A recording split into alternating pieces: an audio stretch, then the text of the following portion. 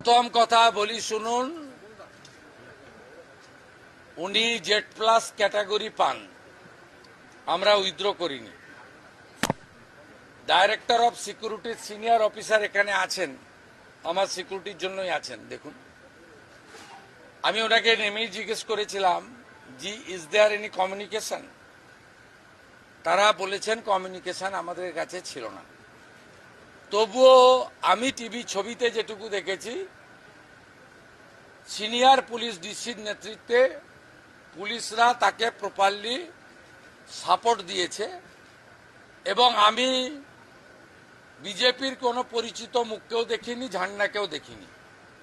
এখন উনি বাড়ির লোক বলছে আমরা ডাকিনি, আমরা উনি যুক্ত হন চাই না, আর উনি বলছেন যে আমি মানে ওই কার্বাইড দিয়ে কাঁঠাল আম পাকানো হয় না, জামাই ষষ্ঠীর আগে বেশি হয়, তা উনি জোর করে ঢুকে চাইছেন যে লকআপে মেরে দিয়েছে, বিজেপি মেরে দিয়েছে, তৃণমূলের সম্পদ।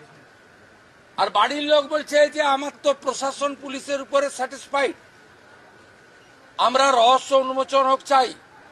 লকআপে ছিল সেই অবস্থায়, পিটিয়ে মেরেছেন, অসুস্থ, এর বিচার চাই এবং লোকাল সরকার এবং পুলিশই আমাকে বিচার দিতে পারবে, মমতা ব্যানার্জি বিচার দিতে পারবে না, তার বাড়ির লোক বলছে। আর আপনি ওখানে ছুটির দিন একজন লয়ারকে সঙ্গে নিয়ে রাজনীতি করতে গেছেন পুলিশকে না জানিয়ে। পুলিশ তো এত বড় অ্যারেঞ্জমেন্ট করেছে দেখলাম, যেটা তো উনার পাওয়া, উনি এখন ওই ক্যাটাগরিতে পড়েন কিনা সন্দেহ আছে। কিন্তু আমাদের নির্দেশ আছে, প্রাক্তন মুখ্যমন্ত্রী 15 বছর ছিলেন, বয়সও হয়েছে, উনাকে যতটা সম্ভব পূর্ণ নিরাপত্তা এবং উনার সম্মান রাখা উচিত। সে কাজ পুলিশ করেছে, পুলিশ কিছু খারাপ কিছু করেনি। তো উনাকে বলবো, আপনাকে ওই বাড়ির লোক দরজা বন্ধ করে দিচ্ছে, আপনি বলছেন যে না আমি দরজা ভেঙে ঢুকবো, এই কাজগুলো করবেন না। আপনার কাছ থেকে যদি কেউ সাহায্য চায়, আপনার যদি কেউ হস্তক্ষেপ চায়, আপনি নিশ্চয়ই করুন, কিন্তু আপনি অহেতুক, এখন উন্নয়নের সময়, এই সময় আপনি দয়া করে কোনো জায়গায় গিয়ে এমন কিছু করবেন না যাতে স্বাভাবিক জনজীবন বিপর্যস্ত হয়। আর এত চুরি করেছেন, চোর তো শুনতেই হবে।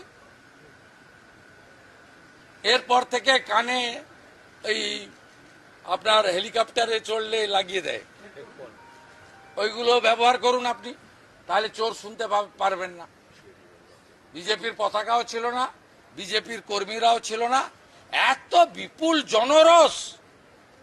আপনি তো আজকে অভয়ার বাড়িতে যেতে পারতেন ক্ষমা চাইতে, একটা গামছা নিয়ে যেতে পারতেন, গলায় গামছা দিয়ে বলতে পারতেন, এটার উপর দিয়েই তো গেছেন, রত্নাদি ভুল করেছি ক্ষমা করুন। আমার বিশ্বাস তিনি ক্ষমা করে দিতেন, হয়তো বা করতেন কিনা আমি জানি না। তা না করে আপনি ওখানে গেছেন। যেদিন আপনি অভয়াকে একটা স্টেট হসপিটালের ভিতরে মেরেছিলেন, প্রমাণ লুপাট করতে গেছিলেন, 10 লাখ টাকা দিয়ে কিনতে গেছিলেন, সেদিন আপনার গাড়িতে কাদা মাখাবে না কি ফুল ছুড়বে?